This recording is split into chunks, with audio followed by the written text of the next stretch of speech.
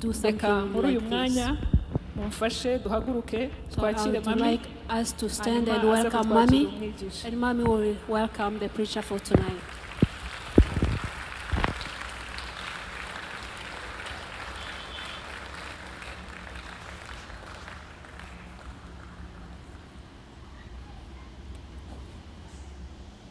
Yesu ashimwe cyane. Praise Jesus. Mfashe uhobere uruhande rwawe Help mugire me karibu to mu hug nzu your y'Imana. neighbor, tell them welcome in the house of God. Numvise ibineza mu mutima wanjye. I felt emotions in my heart. Sinzi wowe ukomeze. I don't know about you. Nyuma yo kumva ubuhamya, After hearing this testimony, numva ntari kuzamura amaboko tugashima. I felt like lifting my arms and praise the Lord.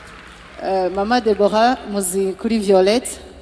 You know Mama Deborah. Muzi mu izina rya Violette. You know her in the name of Violet. Team yose barakora umurimo And mwiza. her team, they are doing a good job. Kandi ndabashimiye mwese And I will thank you all gushigikira umurimo wa social. for supporting the social work. Ngewe nifuza ahubwo ko dutangira gutanga ubuhamya kandi tukavuga ibitangaza byose Imana yakoze muri social. For me, I wished we could give more testimony and thank the Lord for what God is doing through social work. Ni umwanya wo kumva ijambo ry'Imana. So this is the time to hear the word of Ariko God. minota ibiri gusa. But just for 2 minutes, Ndashaka dusome ijambo ry'Imana nyuma dusenge dushima. I want us to read the word of God and thank the Lord. Nukuri turashima Imana. For sure, we thank the Lord. Ni mu byakozwe n'umwa igice cya kabiri murongo wa 43 kugeza 45. It's in Acts 42. Abantu bose bagira ubwoba nuko intumwa zikora ibitangaza n'ibimenyetso byinshi. 44. Abizeye bose babaka hamwe. Then fear came upon every soul and many Ese wonders. dufite abizeye hano? And now Abizeye Yesu barahari? do we have believers here? Bose babaka hamwe. And all were together. Yarisi Masoro babaka hamwe. Yarsi Masoro, they were together. Oya nago babaka. Babaye. They were together. Bagasangira. And they would share. Bagasangira. And they would share. Ibi ngibi bavugaga icyo gihe ariko ngenda vuga uyu What munsi. they were talking about that then, Niba I'm talking about it bimeze today. kuri Masoro tuvuge amina. Amina iri hafi. Yo, amen. Slow. Ndashimira amaselule arimo ubumwe. I thank home cells for their unity. Kandi abo tufasha bava mu maselule. And those that we are helping are coming from cells, Samaselule gusa. not only home cells. Icyo nshimira Imana ndetse mu kagari kacu hano Masoro. What I thank the Lord for Masoro N'abandi cell, basengera hano n'abandi twongera hariya hafi yacu. even those that we get from our Basangira ibyabo neighborhood. byose nibyo mbasaba kandi ndinginga muri social tukomeze kukwitanga. They would share all their belongings, and I request you to do the same. 45 ndangiza. And verse Ubutunzi 45, bwabo n'ibintu byabo barabiguraga bakabigabanya bose nk'uko and they would sell their Nk'uko possessions umuntu and goods and divide them niba among all utabyizeye ni sujet de as prière. anyone had need. Ni icyifuzo This is my prayer. Imana idushoboze May the Lord help tugere us muri urwo rwego to get to that level ibyacu byose dusangire. so that we may share all our Ndashima belongings. Imana I kuko thank iyo God dutanze rimwe gusa for if we give just once, biravuga ngo wa muntu wa kera yari umuntu bugingo the old person was a soul. ariko uwa kabiri The first Adam was a life, ahinduka umwuka utanga ubugingo. but the second Adam was a life-giving Turi spirit. mugenzi wawe ngiye kuba life giving. Tell your neighbor, I'm going to be a life-giving spirit. Nanjye nanga amafaranga yanjye I'm nanjye going to be giving my money, my kugira ngo nanjye belongings, numve ubu buhamya so umuntu that I avuga can- ngo ntago Minerval yarafite ariko uyu munsi ari gukora PhD. so that I can hear such a testimony of someone who si did PhD not gusa have yabonye means. akazi y'ubuengineer. It's not only PhD, he got a Ntabwo job, an mwumva ibyo engineering bineza job. neza nkanjye. Can you imagine this? Imana idushoboze. May the Lord help us. Rero ikindi nshaka kubabwira Another thing I want to tell you, ndashaka kubabwira ngo Mama Monique muramuzi akunda kwicara hariya it's about Mama Monique who likes sitting here on ndetse this n'umuryango side. we hano batumenyesheje muzi mwese ko bafushije papa wabo we afushije umugabo we She lost her husband. tubabe hafi ni kiriyo kiri kibagabaga Let us be near them and help them and comfort nanone them. n'umwuka ni bande Be there for them. mama Monique yafushe umugabo ariko abana bafushe papa wabo She lost her husband, but children have abazi lost their umwana wa father. mama Monique witwa Blondine Their daughter is Blandine. I don't know if you know her. tubabe hafi So ikindi please let's ndashimira be imana there cya for them. gatatu Another thing I want to thank the Lord for. aba teenagers n'abana bagize retraite idasanzwe Teenagers and children have had an amazing retreat. turashimira imana ababyeyi bose batanze amafaranga yabo atari nk'uko biba bisanzwe ariko batanze amafaranga kugira ngo abana bagende kwiyererana We thank n'Imana. God for parents who have given their money for their children to go and be ndashimira with the abakozi Lord. b'imana baje kwigisha I thank men of God who have preached. pastor Kado, pastor Lisette, Pastor pastor Kado, Pastor pastor Lizette, David pastor Ezra ndetse na pastor Pastor Ezra, and na pastor Pastor Paul Paul.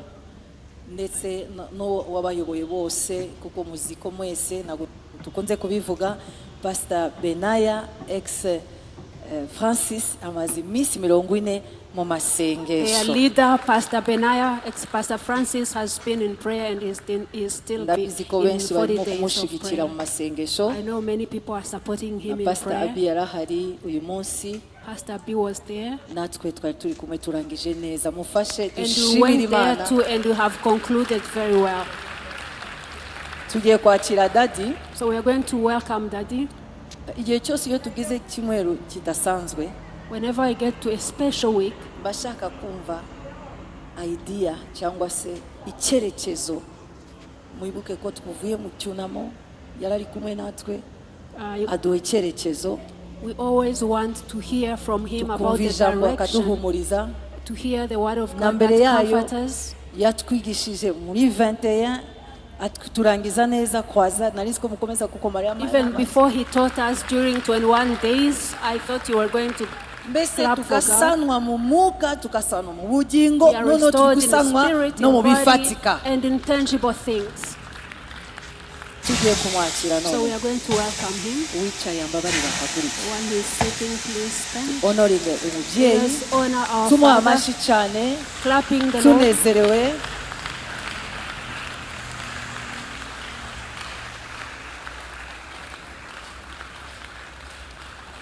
akongera uwiteka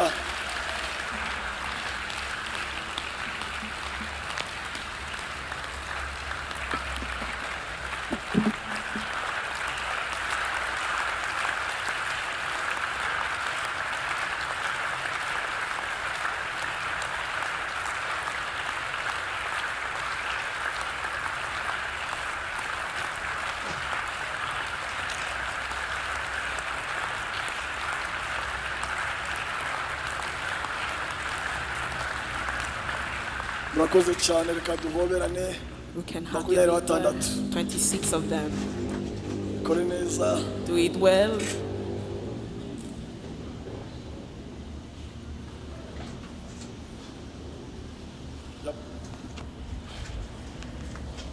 nimurangiza twicare When you're done, you may take your seats. mukozi Thank you.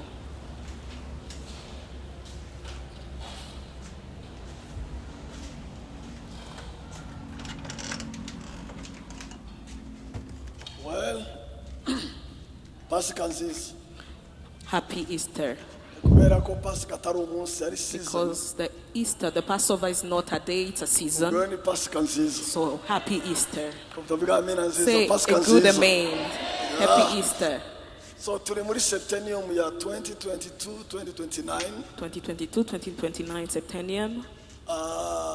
tukaba turi mu mwaka wa 2026 And the year 2026, aho twifuza kwakira impano idasanzwe yitwa kwizera-ndengakamere where we want to receive a supernatural gift of faith. tukaba turi mu gihembwe cya kabiri And the second trimester, mu kwezi kwa kane kugeza kwa gatandatu from April to June, twiga akamaro cyangwa inyungu zo gutanga zo kwakira gutunga impano yo kwizera-ndengakamere where we learn the advantages or benefits of having the gift of supernatural faith. murabizi ko igihembwe cya mbere cyari icyo kwizera-ndengakamere icyo ari cyo. You know, the first trimester was knowing what supernatural faith is. So uyu munsi n'iki cyumweru kumwihariko And now today, and particularly this week, turavuga inyungu imwe y'uko kwizera-ndengakamere we are talking about one benefit of this supernatural faith, ariyo iyi ngiyi, which is this one: kwizera ko nta mukene uzatubamo.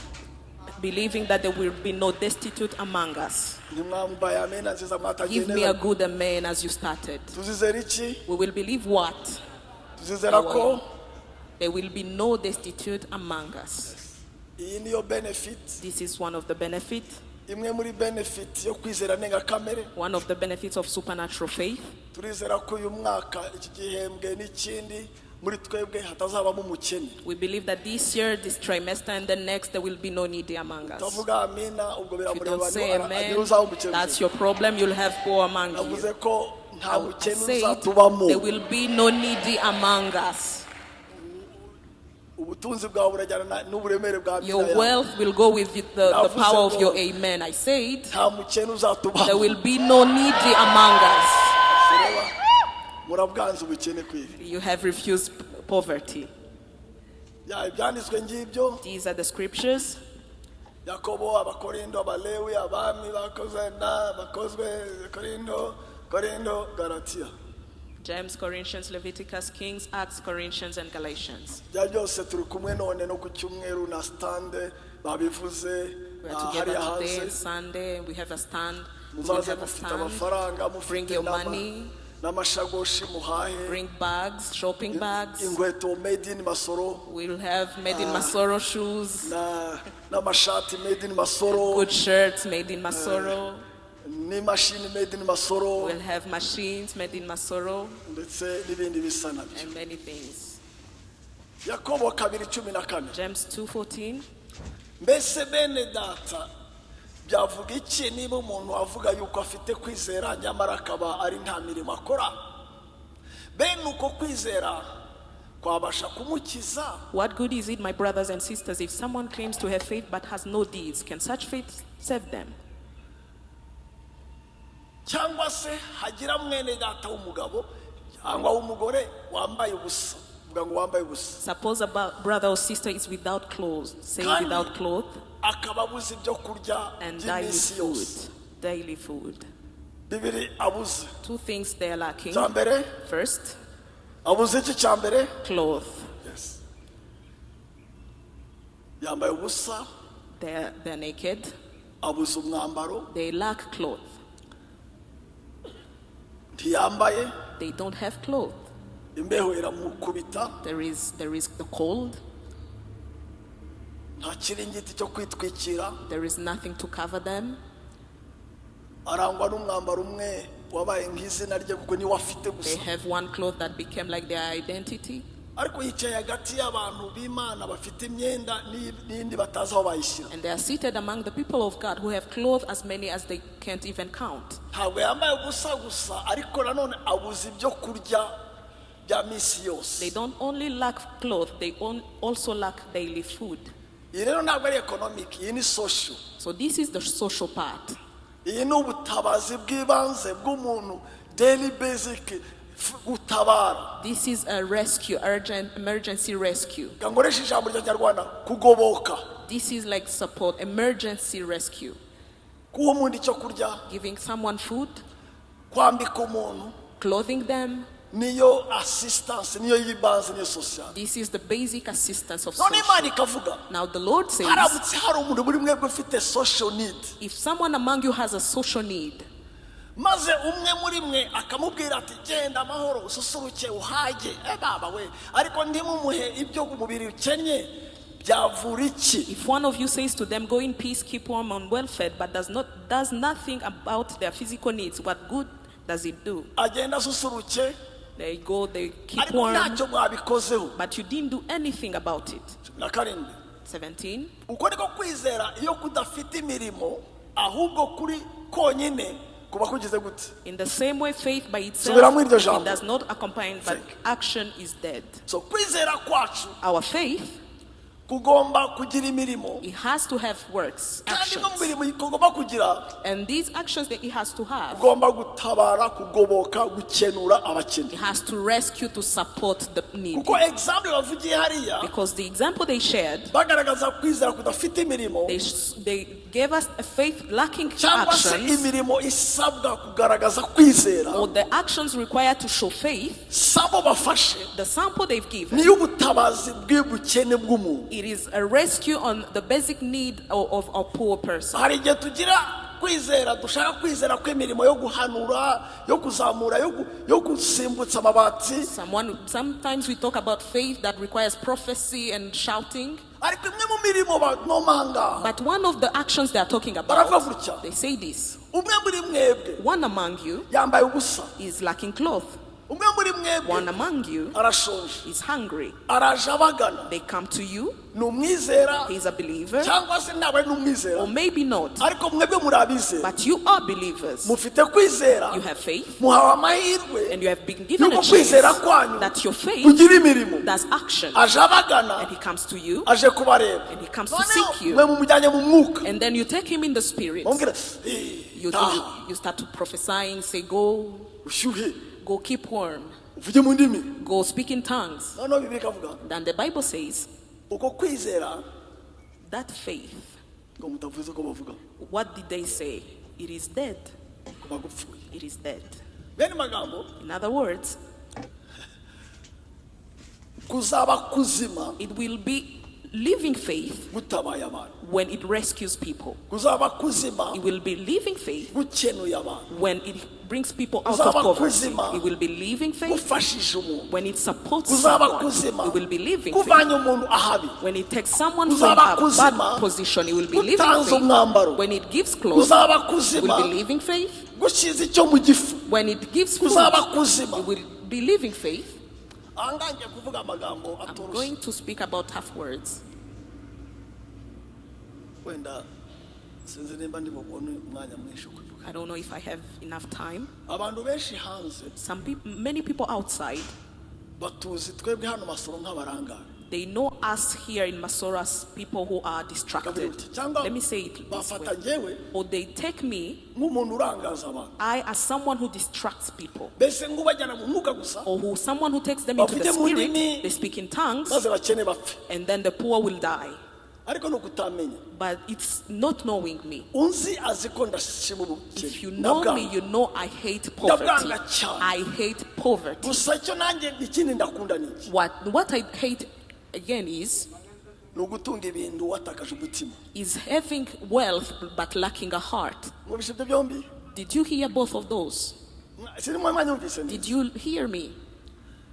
some people focus on prosperity, on getting stuff, on getting, being rich and whatever, possessing. Abantu benshi batumbiriye ubukire, gutunga, gutunganirwa. They never mind if you are sinful or die tomorrow or you are fornicator. They don't mind. They mind if you can eat well, drive well, sleep well. Ntibitaye ko ukora ibyaha, uri umusambanyi, barashaka koko urya neza, ubayeho neza, uryama neza.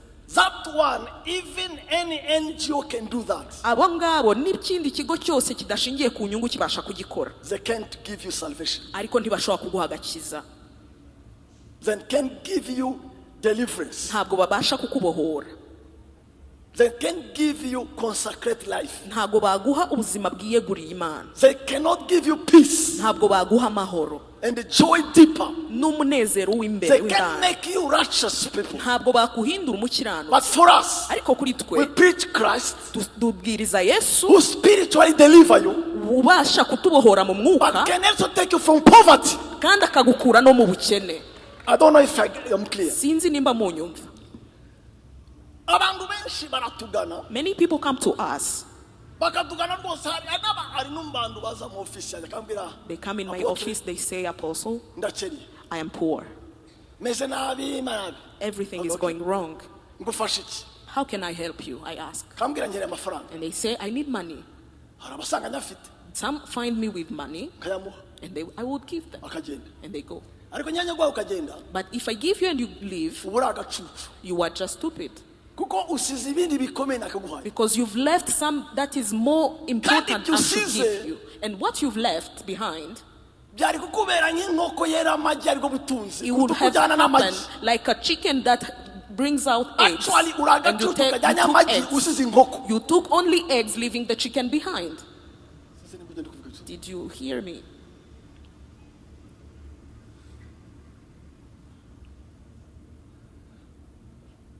Nta mwana wanjye muzima No one among my children utazatungana kugira ngo atunge. that will not be wealthy so that they can give to others. Nta n'uzatunga arimbuka. And they will not be wealthy going into damnation. Nta n'uzatungana ngo areke gutunga. And they will never be well in the spirit so that they be wealthy as amagambo well. nabivugamo. I want to have words to say it clearly, Ariko njye ntabwo ndi umurangare. but I'm not distracted. Sinarangaza I n'abantu. don't even distract people.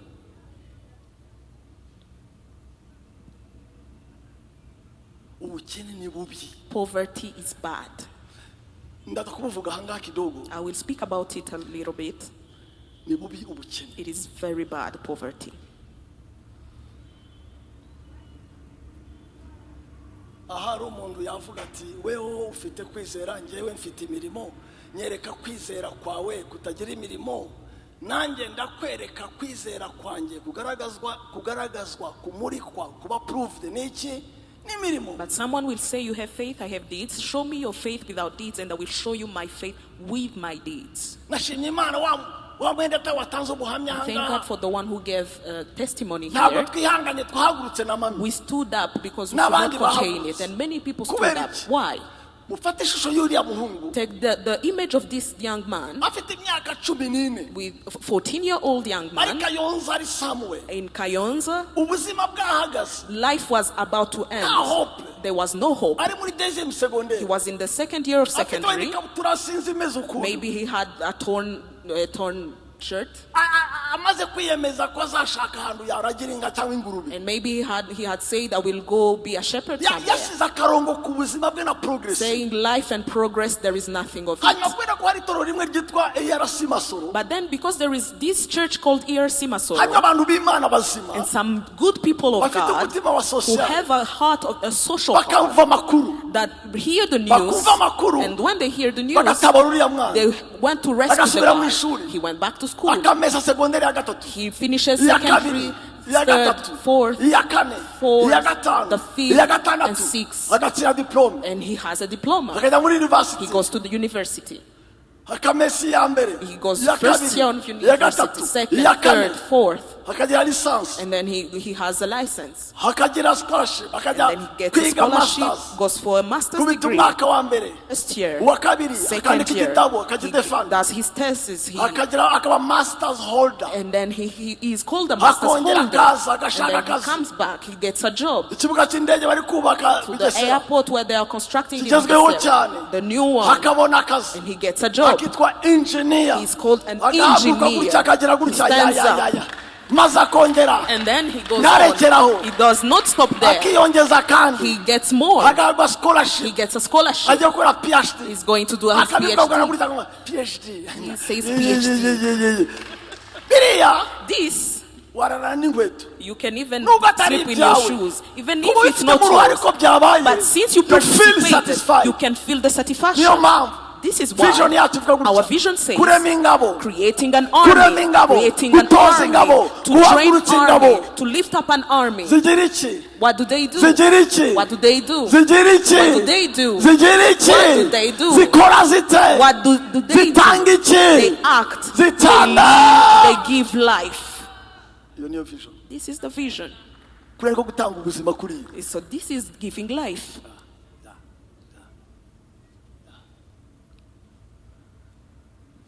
Akorera wa kabiri. 2 Corinthians 8:4. Batwingingira cyane kugira ngo twakire ubuntu bwabo batanze. Babone uko bafatanya umurimo. Uwo murimo ni wiki. They Bivuge urgently cyane. pleaded with us for the privilege of Bivuge sharing gatatu. in the service of the Shiraho Lord's volume. people. Say it again. Service of the Lord's people. Itorero rya Makedonia. This is the Church of Macedonia. Bariho baringinga please. They are begging, please. mutupatie bahati, muduhe chance. Give us a chance, please, Tugire icyo tumara. so that we can do something. Please.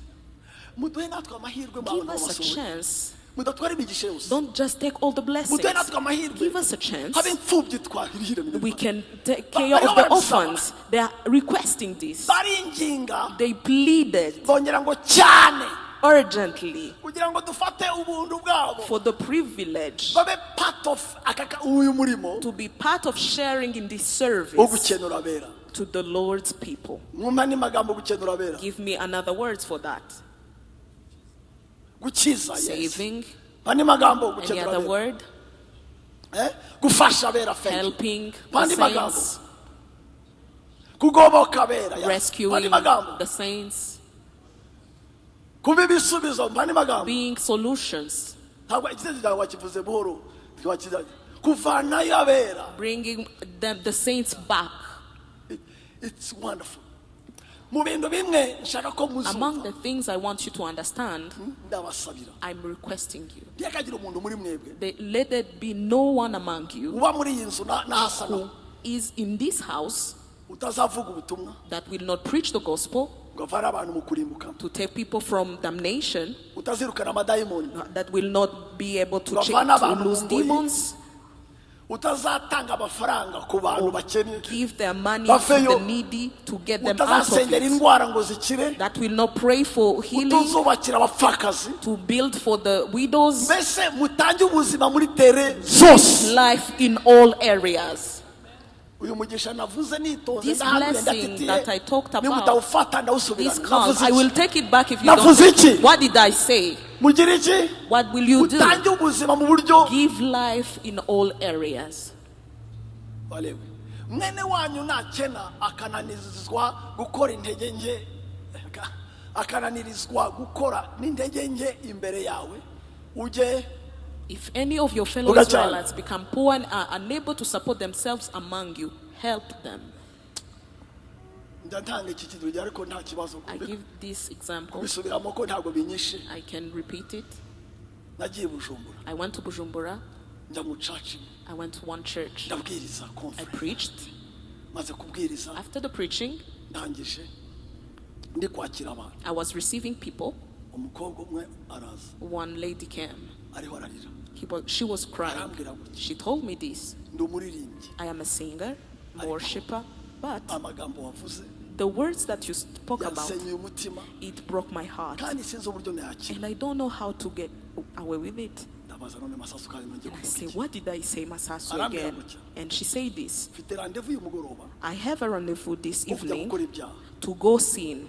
Nabivuze no mu mazina And nabi she ariko said na it in its words. ati hari umugabo w'umwarabu There is one Arab man. ntabwo turi busambane nyabyo. We will Ariko not just hari ubundi buryo ndi fornicate. bukore There is another way that we will use nkamworohereza. that I will to ease for him. Ikintu ushaka ni And what I want is this. ndashaka amadolari 300 I just need $300. kubera Why? nabyaye abana batatu Because I have 3 children ku bahungu batatu. to 3 men. Ubwo ndi gatatu female. So I am a single lady 3 times. Rero abo bana Single mother. So those children, bantesheje umutwe. I am going to lose my mind because of them. Barambwira gutya. And they tell me this. Uzagura televiziyo ryari? When will you buy a television? Twe kujya tuvumba televiziyo ku baturanyi bajya So that dukubita. we don't go to the neighbors, they are going to beat us up. Rero So iyo televiziyo this television, igura amadolari it's bought at $300. niyo agiye kunkoresha icyaha. This is what is going to make her go to sin. Simbishaka. I do not want it. Simbikunze. I do not love Numva it. nanabyanze. I hate it Ariko so much. natekereza uko ndi butahe. But when I think about going back home, Numva ndahumirije. I feel like I'm going in anyway. Mfite rendezvous uyu mugoroba. I have this rendezvous this evening. Araboroga. And she cried. Yaboroga arambwira apotre sengera. As she was rolling her eyes out, she Ndabizi said, ko- Apostle, please pray Ndabizi ko for me. ndabyemerewe. I know I do not have to do Ariko it, ntiwakumva uburyo ntaye umutwe. but you cannot understand how I'm losing my Please, mind. Please sengera. pray for me Imana incira inzira so that the Lord can make a way and give me courage arambwira kudasenga and say, you are not praying. ndamubwira gutya And I told her icyo cyifuzo ntabwo gisengera that this request is not to pray for. ndagisubiza I am going to answer it. sorry ngira nari mfite $300 nyine yasigaye I had $300 remaining. biraryoha gusubiza It ikintu is so good when you can answer a question, a problem. yesu afite rezo yavuga ngo Jesus gutanga biruta guhabwa Jesus, when he said giving is better than Imana iguha umunezero wo receiving, gutanga may the Lord give you the joy of gutanga rwose giving. May he give you the joy of giving. humura I say, do not worry. icyo cyifuzo ntabwo ndi That bugisenge request, I will not pray for it. icyifuzo nsengera icyo ndikirimo Among all the requests, I will not pray for that one kuko because ndagisubiza I can answer it. ngira nyanya vanamo I took it out of my pocket. I gave her. pya pya pya pya noneho And then arishima she was happy, ariko ntazi ko njye nishimye kumurusha but she didn't know that I was happy more than her.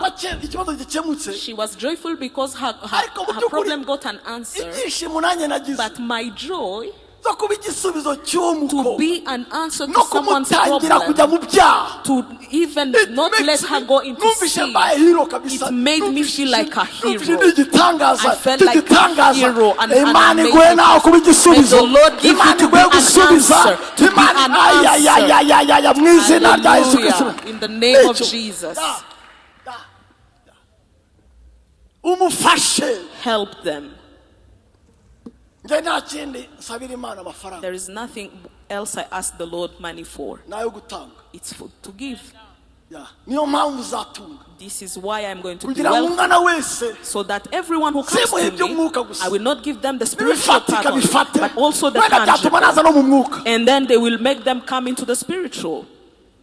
biragapfa kubura icyo wihera abagenzi It is bad to not have something to give your fellow. abamama bari aha barabyumva The mothers here, they can kugira understand. abantu bagusuye ukabura icyo You ubagaburira have biragapfa people, they visited Umva, you, but you can't give them ntabwo something wataye to ubumama. eat. You feel like you're no longer a woman. ariko nanone biraryoha But then it is good kubona abashyitsi again baje when you have visitors coming. ugashyira amasahani 12 ku You meza can put 12 hano hari plates, different defense hari plates. atake ukabwira hano hari ifi hano There hari is iki starter, there utuntu nk'utwo is gusa dinner, there is everything. uzi kugenda agenda ubabwira ngo You toranya feel aha, like you toranya can aha. choose this one, Bibira- choose there. ibyo ndi kuvuga hari uko Do ubyumva you understand? hari Can ubyumva someone aha. hear me? Yeah, it's kind of good.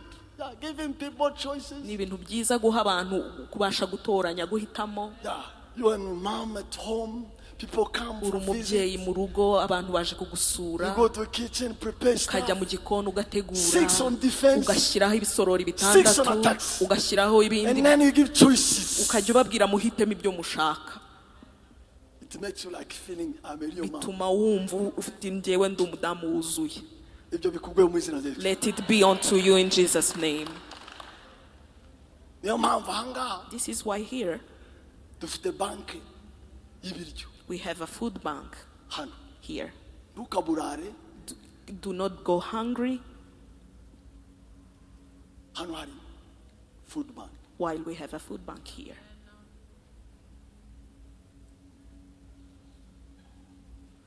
Nushaka uzahamagare social cyangwa umpamagare zaguhaya moto. Sizaguhaya You ibiryo. can call social, you can Zaguhaya call moto. me, I will give you money for a Uze motor. gufata food hano. You will come and take your food here. Kandi nawe bijye kuboreraho ujye ubizana hano. And Ubipakire. let it not rot in your home. Bring it here. Uzi kubona umuntu ataburaye kubera ko hari icyo wakoze. Uzi kubigurisha Imagine valuables. seeing someone who does not go hungry because Warababurara. you did something. Some people go hungry. Okay. Ntukamwaka inyungu cyangwa ibirenze ahubwo utinye Imana yawe kugira ngo mwene wanyu abone uko abana nawe. Ntukamugurize ifeza zawe kumwaka inyungu cyangwa ibyo kurya byawe. You must not lend them money at interest or sell them food at profit. You are requesting izina rye biba more. bita gute? You know what this is called? Biba bita gute What is zigazina? this called? Vuga cyane se. Bank Lambert. Lambere. Banki Lambere ngiyi Yeah, this is the Bank Lambert. uyikora If you do it, ntukaze hano. do not come here. Gufatira uza abantu bagurishije impangu ahangaha yatanze Imagine miliyoni people who bamuha sold miliyoni eshanu their gusa. plots. They gave me 5 million. maze hari abazi kubara And then there are people who know to do math. kakubwira ngo And they tell you, bakakubwira ngo they will tell you, tuvuge baguhaye ibihumbi ijana they give you 100,000. uzajya utanga 20%. You will give Buri kwezi. 20% interest every ariko every ntabwo ari month. 20% ya 100,000. But it's not 20% of 100K. uzajya utanga 20% ya actual capital y'icyo gihe. It's 20% of Nukuvuga the actual iki? capital of what you have. Ukwezi What does kwa it mean? mbere. In first month, utanga 70. you give 120. kwa kabiri Second, ntabwo utanga you won't give utanga 20% will yongeye give kuri 70. 20% of 120. kwezi kwa gatatu Third month, wongera 20% ya 20% noneho of more. ukagera ahantu And then at one point, miliyoni zikikuba there will be millions and millions multiplying. ugahunga igihugu cyangwa ugacuruza You inzu will flee the country. kandi ubwo ubikora But the one who is doing it, ni umurokore he is a believer. n'uwabikorera And the one he's doing to is a believer kandi too. ukabona arishimye ko And gukanira they feel good that they are doing it. koma leo ukabona harimo ikintu cy'ubugombe He feels that there It's is demonic. wickedness and demonic things inside. ntabwo uzarama You will not live long. ntabwo You uzarama will not live long.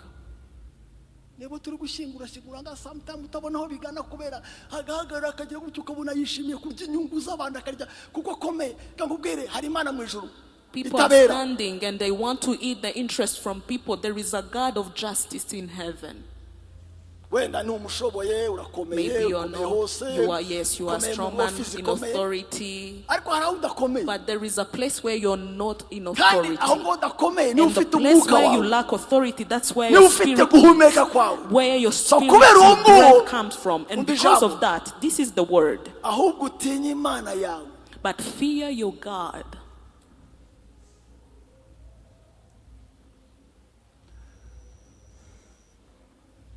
ukamwaka ibirenze Do not ask more than enough. ndi uwiteka imana yanyu yabakuriye mu gihugu cya giputa kubaho igihugu kandi mwene wanyu nakenera imbere yawe akigura nawe ntukamukoresha iby'ububata. If any of your fellow Israelites become your slave, do not make him a slave to you. ahubwo abane nawe nk'umukozi wawe ukorera ibihembo cyangwa nk'umusuke agukorere ageze ku mwaka wa yubili. They are to be treated as one among you up until the year of Jubilee. uko umwaka uzakomera ndagiye kuko abo ari imbata zanjye ni imbata zande Because the Israelites are my ni servants. imbata They are the z'uwiteka servants of the nakuye mu gihugu Lord, cya Egiputa whom I brought out of Egypt. ntibakagurwe ngo babe They must imbata. not be sold as slaves. Nani bagabo baza imbata In y'uwiteka other words, they are the servants baza of the imbata Lord, y'abantu not the slaves of people. kuko Because ufitiye umwenda the one who you are in debt of, ubaye imbata ye mu buryo you bumwe. became their slave. Imana ikavuga And the Lord says, ndafushye I am ndashaka ko abantu jealous. banjye baba imbata I zawe want that my people become my servants, bataba imbata z'abantu not the slaves of people. kandi ubukene And a poor person. bugira abantu imbata z'abantu Poverty makes people slaves of others. kandi ntugutwaze igitutu Do not rule over them ruthlessly, ahubwo ugira ute but fear your God. Tende Imana.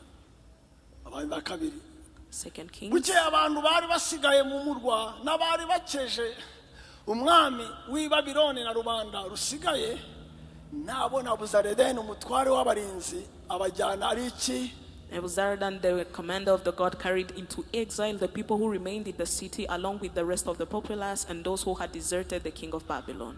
aka rero karansekeje And this made me laugh, kandi karanandakaza and I was angry too. ariko uwo mutware w'abarinzi ahasiga abantu agize ate But the commander Arabasize. left behind some. asize bandi Who did he leave?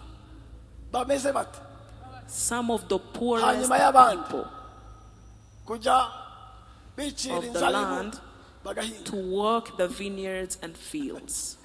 iki cyanditswe kira This scripture cyaranyishe He killed me. umwami Babiloni atsinze Yuda So na Israel. Babylon won over Israel, ategetse kamanda w'abajepe we and he says to his commander, arambwira ngo fatira abantu anga ubimura ubazane hano. tells him, take the people out of there to my country. aragenda afata abantu And he takes some of them, arabajyana. he took them away. mbaza kritere yabo yasize And this is the criteria of those he left behind. yasize bande Who did he leave behind? mubaze kuki abasize Why did he leave the poorest people? nicyo What ashingiye was the kubasiga reason to leave them behind? n'ijambo ashingiyeho What was the word? nuko bagize iki Because they were Arabakene. the poorest. none se si abaturage Are they not citizens? kuki se basize Why did he leave them behind? nuko It's because bafungwa batafungwa ni imfunge deje they are already slaves, whether they lock them down or not. mwanyumvise You didn't hear me. mbese ni ukuvuga ngo bariyabo It means those, ubutindi bwabo ni their kasho deje poverty, it's already their prison. bariya sinkeneye I kubajyana don't need to take them away kuko ubukene bwabo because their poverty, ni slavery it's already their slavery. kuba bakennye Because they're poor, barafunze they're already in prison. yani magambo In other words, ubukene bukwambura uburenganzira bwabo poverty takes away your rights.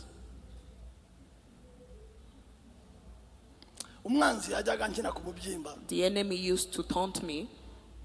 akambwira ngo He would tell me, turiya duhungu twawe n'udukobwa twawe all those your young children, the men and turiya women, twiyeguriye imana all those ladies and men who are consecrated twavuye to mu God, rumogi mu they busambanyi came out of drugs and turacyaye fornication. turashaka They turashaka are imana ngo seeking the twavuye Lord.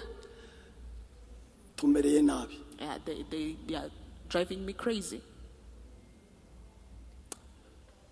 dukunda wa mugabo wanyu They love that man of ariko yours. nanjye But ubu ni I, satani uvuga this is the enemy. nziyaranje I will make sure mfata imitungo I yawe will take their wealth. maze bakomeze bagere imbere mu They will mwuka always seek in the spirit, go ahead, nanjye nkomeze mbagure and I will always taunt them. ati hari abo mfatisha There nabamara are kubagora some, cyane I take a hold of them when life is bad for them, bakabivamo they will get out of it. bakangarukira They will get out of salvation, come back bakabasubiza muri ya to me, mirimo ya kera and take bagasambana them back to those old atari kwa ways. rutundi But there are others dufunga umutwe who are very twari stubborn. karungu They are very stubborn. nubwo mbanyonga Even though I barushaho kwiriza ubusa I can drive them crazy, Kuko but they manyonga niyo bakomera are cyane. they are fasting more. atari ko masa But Masasu, nzakuvanaho abantu I will take away Hasigare people from you bakiri so that you are barwo. remaining only with a few. babandi bigira babyiyahuze Those bimbara amagara who are Ariko very nzafata stubborn, ibintu who are byabo. leaving their life behind, but I will hold their wealth.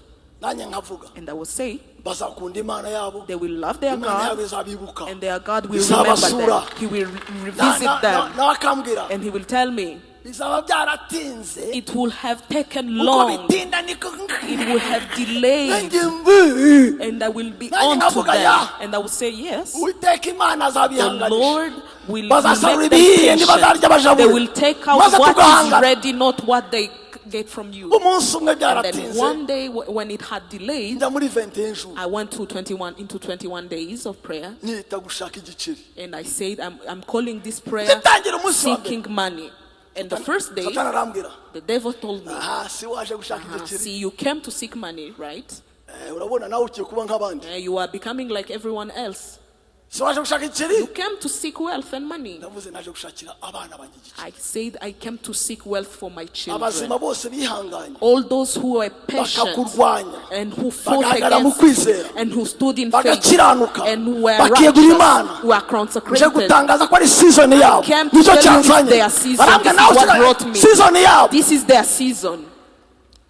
erega najyanye n'amazina amwe amwe I went with many names. urakina nanjye wowe You think I'm joking. hanyuma And then arambwira he told me, nawe usigaye ushaka amafaranga you are seeking money. urashaka ko abana bawe batunga You want your children to be wealthy. namubwira. And then I told him, bariya bose uvuga all wafunze those people you say you have hold, bageze ahantu they are to a point hashimishije that is very nta butunzi bumwe easy. bwabarangaza There is no nta one na that bumwe will bwabavana ku distract bana them or take them out away from umurimo God. w'imana wakozwe muri The bo work of God done in ugeze ahantu them hashimishije to a level that is very batunge pleasing. batunganirwe They will be ntabwo wealthy. bazahemukira They imana yabo will never go kuko away from barayimenye God mu kuri no mu because they mwuka know Him in spirit and in truth.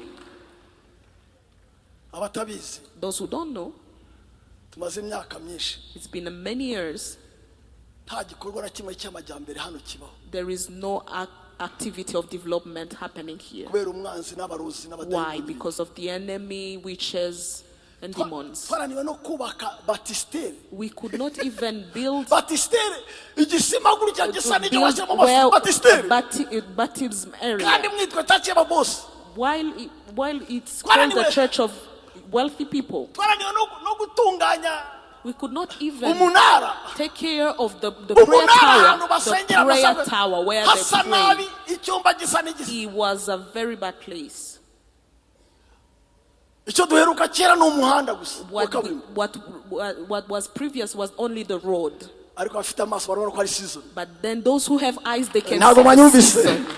ndavuze abafite amaso barabona Those who iki have eyes, they barabona see that season. this is the season. kandi biriya And this, saha gusa it's not only ni nawe here, it's ni even for wanyu you, n'abacu. in your house, your people. ya ntureba se Don't you see? KDF KDF ubwo n'ibindi byinshi cyane. and many other things. ibu ni ubuhanuzi This is prophecy uvuga ngo igihe kirageze that says this is the ko time ibifatika that bikuranga the nawe tangible will come, ko wiyubaka that we will be built up kubera ko wamenye imana because you have known the Lord uyimenya utayiryarya and you have known ushoramo without imizi hypocrisy. urayizera You brought root and you believed.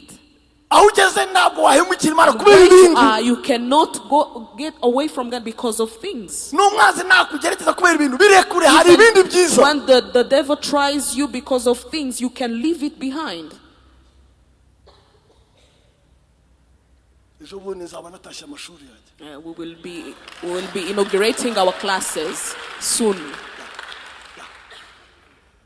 ubu rero mwese So all of you, abafite akazi kameze nabi those who have jobs that are not going well, bakange refuse it. babwire imana akangaka Tell the Lord this. ndikanshoboza gutanga ubuzima bwuzuye. It's not helping me to give Aka full ni akarimo. life. It's just a job. abafite akazi kadaryoshye Those who have jobs that are not really bakita that umuruho sweet, bakavemo. and tell them this is not the job I want.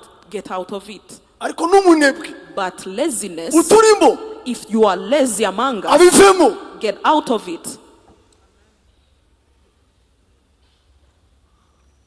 Okay. ndagiye dore n'umwa kane Acts 4. abizeye bose bahuza umutima n'inama kandi nta n'umwe wagiraga ubwiko ku bintu ahubwo bose barabisangiraga. avuga ngo All the barabisangiraga. believers were in one heart. Uracyari and mind. barabisangiraga. They shared everything. Say barabisangiraga. it. Say they shared everything. ndashaka umuntu muremure I want someone who is tall, undi wo hagati and n'undi someone wo who's hasi. medium, and someone who's short. ndashaka twanivu umuntu muremure 3 nyamuremure levels. A tall one, utaratahije ngo medium. atware n'inkwi atashye. muremure Someone tall, muremure relative. the Boaz, okay ubu ni medium na nani gute. and medium, and short. okay gusa short ni muza kungana mwebwe. okay sangwe no nta kintu ya sa mujye hano gutya mwegerane hari hafi aho ngaho aho stop. okay good aho so o ni numero 2 cyangwa tu kama zikaba ubwo ni ndera denide bujya kungana. okay wowe vayimo rero uvamo igera hafa mushakira undi rero ishusho y'Imana itari idashibutse I cyane. want a short person. ni hafi na hafi. yizere nyambi. okay ngwira hano numero 2. ubundi aba bantu ko ari batatu So all these 3 people, barasumbana they have different ariko plans. uyu agiye aha But inyuma if they y'Kristo, exchange, barangana they are on the same level kuko hari inyongera igiye. because something happened. iyi nyongera When there is an addition, bayita equity. it's called equity. ukuvuga ngo It means hari inyongera there was an addition itumye uyu that made Baba this equal. one become equal to the first one. kungana gutya Same level, ni equality. this is equality. uwo muntu ibyatuma angana n'undi ni equity. When you give someone something that makes them equal to someone bavuga else, ngo that's Equity equity. Bank. So when they say equity ni ukuvuga bank, ngo ni uguha they are umuntu saying ubushobozi you are giving someone the utuma agira imibereho support to give them have nk'iy'abandi. the same life like n'inyunganizi. others. It's like a support. Equity is not equality. Equity is not equality. rero jya inyuma ya mama hariya barangana. They are the same. Ubu- Same level. Ora, ariko See? iyi equity So this equity, hari iyi additive, there is an addition hari n'iyi. and there is another yani addition. magambo It ugenda means utanga you are giving Empowerment. support and ituma empowerment abantu basa that makes n'abangana. all of them be Kandi on the same batangana. level while they were not on the same level. hano mu church rero, So here in church, hano mu iyi church turakoresha equity, apana equity bank. we are Ndavuga using equity. equity, not equity bank, but just the word turakoresha mu equity. yandi magambo hano mu iyi church Here in church, turakoresha equity, apana equity bank. we are using Ndavuga equity, not equity bank, but just the word turakoresha mu yandi equity. magambo We are saying hari abantu bafite potential kuba bangana n'uyu, there are people who have potential bo kuba bangana n'uyu, to reach this level, ariko tuvuge ko bapfubye kubera impamvu but ndazi. maybe something made them stand. turabaha inyunganizi So we are giving them support kugira ngo bagere ahantu to grow on a abantu level bazima bafite so that they umudendezo become wajuri good people that have mu mwuka, total deliverance in the bitekerezo, spirit, in their mu mind, mubiri, in their mu body, bifatika, in the tangible, maze bajye equalization. and then they are equalized. muremera ko bishoboka? Do you believe it can muremera ko happen? Imana Do you ibikunze? believe that the Lord loves Thank it? you, musubire. Thank you. Thank you. rero abizeye bahuzaga umutima The believers were with one heart and mind, bakabisangira, kandi intumwa zagiraga imbaraga nyinshi zo guhamya kuzuka k'umwami. ndumva mami yabisomyeho. nta mukene wabagamo, bisubiraho gatatu. there was no needy persons Subiramo. among them. Repeat it 3 times. wongera kwange, No needy person among them. bisubire muri Say it twebwe, again. No needy person Bishyire among hano. us. Say it to us. Say it again. nta mukene There will be no poor person among us. nabivuga neza. Can you say it well? bivuge neza. There will be no needy Utabivuga neza person niwe uzaba among umukene. us. If you don't say it well, you'll become poor. Say it well. bivuga buhoro arabitahana. ariko bajya If you say it Mungu with a short alisema voice, kama you'll wewe utatoka go kwanza. hari uburyo abana bakiraga kera ngo There were some games. bolinde boto bwata orongorongo butugupe dance. mbese hari uburyo abantu bakina akantu ka There are some games. nta mukene, There will be no needy person among us. birashoboka. And it is possible. nimba utabyizeye, If you don't believe it, ngenda byizeye. I believe it. kandi kwizera-ndengakamere And I ko believe Imana it yarandura, with ko supernatural Imana yarandura faith ubukene that the Lord mu will bantu bayo. uproot Mu izina rya poverty. Yesu In uyakire. Jesus' name you can receive it. hari ibintu abantu batinya kuvuga. There are some cyangwa things bakavuga, people are afraid to talk about, Akavuga, and they will say, we dream for Turarota HIV ko free sida world. izashiraho mu isi. bakarota. And they are Bakavuga, dreaming. And they we say, dream turarota for a world without poverty. ku isi itabamo abukene. actually niyo bavuga ngo eradication, bavuga ngo Bavuga reducing. ngo Bakavuga ukuraho, ko kugabanya ubukene ubukene. bwarangira. And ariko bo they are afraid to say that poverty can be eradicated. bo n'ab'isi There are people of the world. mu isi, In the world, mu mashuri yose nize, among all the schools you went to, yaba ya economy, ya profession, ya economy, provision, or bavuga gutya anything, ngo they say this, strategy bari gushaka uburyo for reducing poverty. bwo kugabanya ubukene. ntawe utinyuka kuvuga ngo No one would dare say eliminate poverty. to eradicate poverty. none se ko ibintu bitavugwa twe ntitwatutuka tukabivuga. And if they don't say it, can we Nta not mukene dare say uzatubamo. it? There will be no needy person among us. mu izina rya Yesu In the Kristo, name of Jesus. kubera ko Imana yacu Because our Lord niwe nyir'isi n'ibirimo is byose. the Lord who owns izina rya the Yesu world Kristo. and everything in it, in Jesus' name. bakabishyira intumwa bagahabwa kuko umuntu wese akennye. It was distributed as they needed. Kandi ndangiriza ahangaha. I will conclude on this one. Uyu munsi Today, tujya muri healing service. when we go into the healing session, Nutereka umutwe, when you pull your head down, nutanga umutwe, when you give your head, basenga bashyiraho amavuta nimba ari as buhamye, they are praying and anointing your head, ntibavaneho malaria gusa, they will not take away only malaria, bavaneho n'ubukene. let them remove poverty as well. You didn't hear me. You didn't hear me. Nibwire senior pastor, I'm telling the senior pastor. nibatonda umurongo gutya basi, When they are making a line here ugira gutya, and they are ready to be anointed, nibashyiraho arya aracyahari, amavuta arahaba cyangwa ndahaba, yaje. Niba uyu munsi nibagusengera, when today they pray for you, hamwe n'ibyifuzo byinshi with ufite all the requests you have byo gukira indwara, to be healed of diseases, ibibyimba byo mu nda, you have H. pylori, You have H. pylori, igifu kimanitse, you have stomach ikirungura aches, kidashira, you have stomach acid, impyiko itihuta, umwijima batazi niba wagiye mu mucyo. So pancreatitis.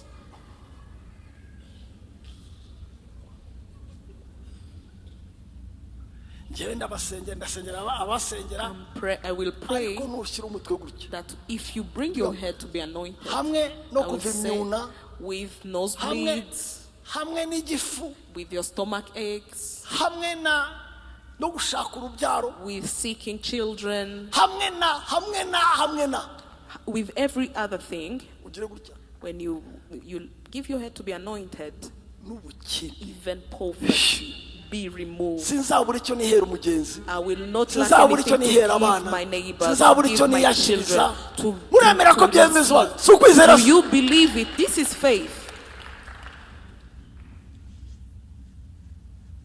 nyiramiruho, nabyo ngenda kibigira nyiramiruho. Ntabwo muzabe amazina, ntabwo abantu buzi batwe gutyo barahari. The unfortunate, Nyiramiruho, the unfortunate, nyiramiruho, the unfortunate. n'amazina babikwira nyiramiruho. There are some names. None se ntabwo uzaba mama ahangaha, Don't you know mothers here? nibo ba shefu mu rugo, nibo They are bahaha, the chief of their families. They're the ones who bring in anything in the house. They will buy food. bagateka ibyo bahashye, They will cook the food. bakagabura, They will give it to put it to the table. They will pay for bakagira rent. umushinga, They will have a project. bakabyara. They will give birth to children. Umugabo yicaye mu ntebe. And the man is seated there. Uzi impamvu? Do you know why? Ni ba They are the unfortunate. nyiramiruho. The unfortunate. Kandi arabikunda, And there are some who are very kubera kuba gishega bunyi. egotistical because they are manly. oya, No. nta mukobwa wanjye uzaba nyiramiruho. There is no woman of man that will be the Uwo called mugabo, unfortunate. uwo That mugabo man, nimba ari n'umunebwe, if that man is lazy, turamuhagurutsa mu izina we rya are bringing him Kristo, up ajye in gushaka Jesus' name, amafaranga, that he goes to seek akore. money, that he works. ukaba umuzima mu ntebe gusa. Any man, real man, just seated. Ndabizi ko hari abashaka imirimo batayibona, I know some seek for jobs but cannot find niyo mpamvu them, y'amasengesho. and that is why we pray. Ariko hari n'abayifite But there are some who has work. b'abanebwe. They have work. Iki cyumweru tuzarwana nawe. This week we will fight with you. Abanebwe njyewe They are ndabazi. lazy. I know many lazy people. Umusore w'imyaka 25 uryama saa You have 20. You are 25 years. You sleep uryama saa 8 8 hours nk'uruhinja, like a baby, akabyuka ananiwe di, and you wake up still tired. akabyuka buri He wakes up still tired. gihe ngo yakoze. It's as if he has done some work. Ay, hapa cyane cyane abahungu. And young men. Uzaba abahungu mba narashingiye You ahangaha, know how many young men I would have married here, ndashingira kubera nta mpano but bafite. I cannot marry because they don't have dowry. N'abanebwe. They are lazy. none mugatuma abakobwa banjye baba banyiramiruho. And you make my ladies to become the unfortunate. Hari wambwiye ati uyu mugabo nubwo ari umugabo ariko ntacyo amaze. One Ambwira said, umugabo we gutya this is, ati ni although umugabo he is my husband, ariko but ntacyo amaze. he serves no purpose. Ndahaha. I buy food, Nitaho. I cook, Ishate n'ingi I yugura. take care, I buy him shirt. She Twese talked about him while we were in the office, and then he said, Ati na n'imfizi yo kubyara gusa. Mu maso yanjye gutyo. said maybe he just produces, he's a sperm donor. Nanjye guhaguruka ngo nkubite umu ariko mbona ntegera ko umugabo nawe arakara kidogo. I thought the man would get angry, Agiye kunyica rero. but then when he finished me, None se sindi umukozi w'Imana. he said, am I not a servant of God? Ay, arabyica noneho neza neza He arabyica. killed everything. Umugore arahindukira And arambwira. the woman said, Arambwira apostle. he said, Apostle, do you see this? Nako kazi k'Imana anyereka abakristo agejeho. Nako ndikagenda kuko Even this work of God, he does not do it. narapfuye neza neza mu birori. Narapfuye. I was Bari baje finished. muri kirdambe bari muri They form 1. came for deliverance, the umugore form 1. atuka umugabo. The woman despised Aramutuka her imbere yanjye. husband before me, my eyes. Bagitangira yagize ngwene nka blague gutya. I thought it was a joke in the beginning, and then it was serious. Singuyu. He's here. Ndabyuka mu gitondo. I wake up in the morning. Kamusiga mu buriri. I leave him in the bed. Ngataha yashonje. I come home, he's hungry. Mami enda mikoro yawe. Ibiza enda za.